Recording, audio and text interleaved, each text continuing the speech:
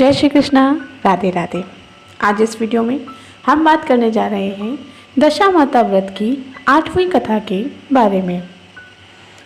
पुराने समय की बात है कि एक घर में एक जेठानी और देवरानी रहा करती थीं।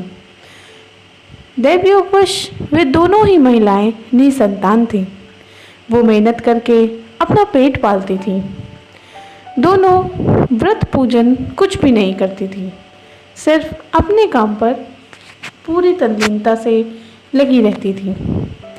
एक दिन दोनों प्रातःकाल गांव में आग लेने के लिए गईं।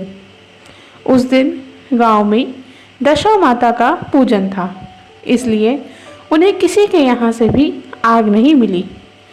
आग ना मिलने पर जेठानी देवरानी से बोली, आज हम दोनों का भी व्रत ही रहेगा। शाम को आग मिलने पर ही रसोई बनाकर हम भोजन करेंगे। शाम हो जाने पर जेठानी अपने पड़ोसन के यहाँ से आग लेने गई। पड़ोसन ने उसे आदरपूर्वक बिठाया। जेठानी ने पड़ोसन से पूछा, दशा माता का पूजन करने से क्या होता है? पड़ोसन ने बताया कि जिस बात की इच्छा करके डोरा लिया जाता है वह इच्छा पूर्ण हो जाती है।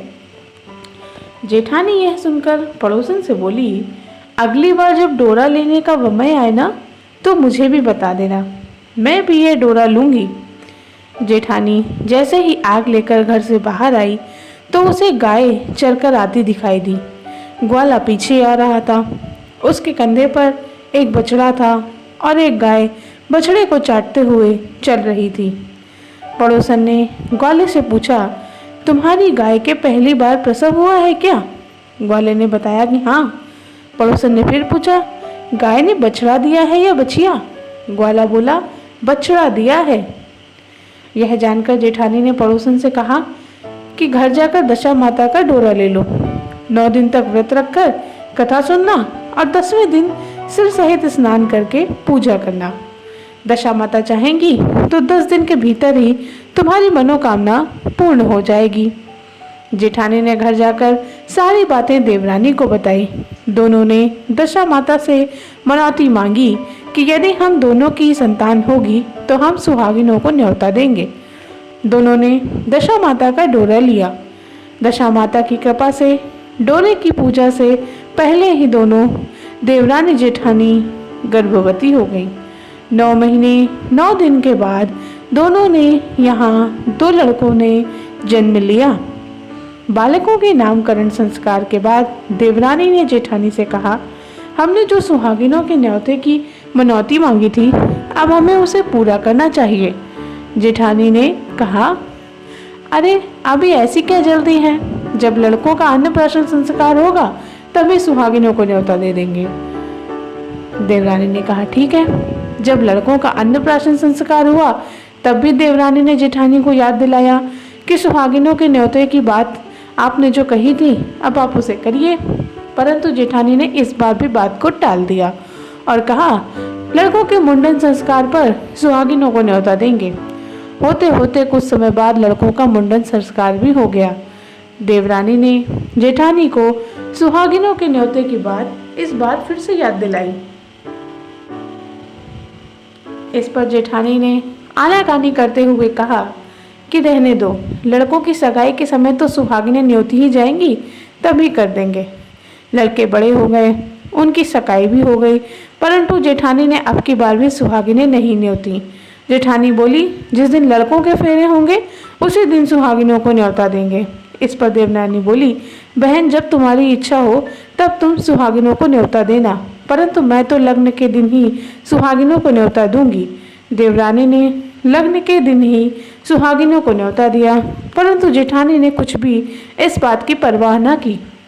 लग्न के बाद मातृ का पूजन करके दोनों दूल्हे बारात सजाकर बैंड बाजे सहित ब्याह रचाने चल दिए। देवरानी के बेटे का विवाह बड़े धूमधाम से सकुशल पूर्ण हो गया, परंतु जेठानी ने सुहागिनों को न्योता न देने के कारण दशा माता उससे रुष्ट हो गईं और इसी कारण से दशा माता ठीक फेरों के समय उसके लड़के को उठाकर ले गईं। दूल्हे के सहसा गायब हो जाने के कारण वर कन्या पक्ष दोनों ही जगहों पर हाहाकार मच गया। उसकी बारात खाली हाथ लौट कर आई, परंतु लड़की की माता बड़े संकट में पड़ गई। इस अधब्याही लड़की से अब कौन विवाह करेगा?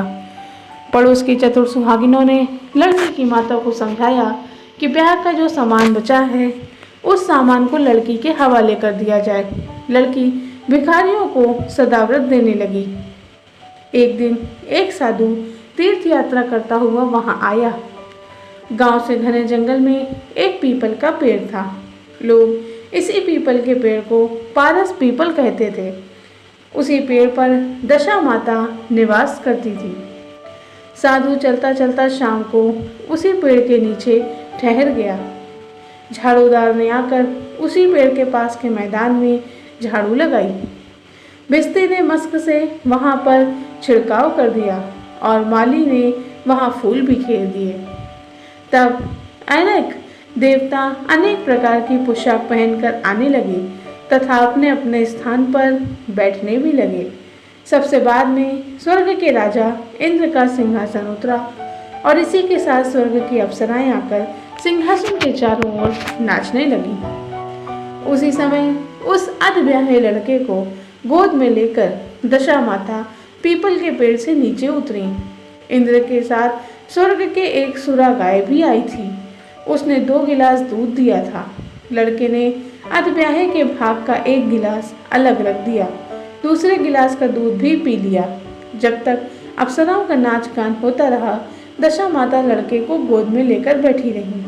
प्रातःकाल होते ही देवताओं का दरबार भंग हुआ। साधु भी वहां से चलकर गांव में आया। साधु महाराज गांव में भिक्षा मांगते मांगते अधब्याही लड़की के घर पहुंच गया। लड़की ने आदर पूर्वक साधु को बैठाया और भोजन तैयार किया। लड़की ने 3 पत्तल परोस कर रखे। पहली पत्तल अपने अधब्याहे पति के लिए रखी, दूसरी पत्तल बाबा जी के सामने रखी और एक पत्तल अपने सामने रखी। बाबा ने अपने आप से ही कहा, वाह, जो बात मैंने रात में वहाँ देखी वही बात मुझे यहाँ भी देखने को मिल रही है। लड़की ने पूछा, क्या बात है बाबा जी? साधु ने बात टालते हुए कहा, हम बैरागी लोग ऐसी अनेक बातें कहते रहते हैं, तुम्हें ऐसी बातों से क्या मतलब? तुम तो भोजन करो और भगवान का भजन करो। अब लड़की ने हट पकड़ ली। उसने कहा, जब तक आप अपनी कही हुई बात का खुलासा नहीं करेंगे मैं भोजन नहीं करूंगी। इस पर भी साधु बाबा चुप रहे। तब लड़की बोली, आप साधु हैं और मैं सती हूँ। आप या तो अपने कथन को स्पष्ट कीजिए कि आपने रात में क्या देखा, नहीं तो मैं आपको श्राप दे दूंगी। तब साधु बाबा ने रात का सारा किस्सा उस लड़की से कह सुनाया। यह सुनकर लड़की ने बाबा के साथ पीपल के पेड़ के पास जाने का निश्चय कर लिया। साधु बाबा आगे आगे चले और लड़की उनके पीछे पीछे चलती रही। साधु बाबा लड़की को पारस पीपल के पास छोड़कर चले गए।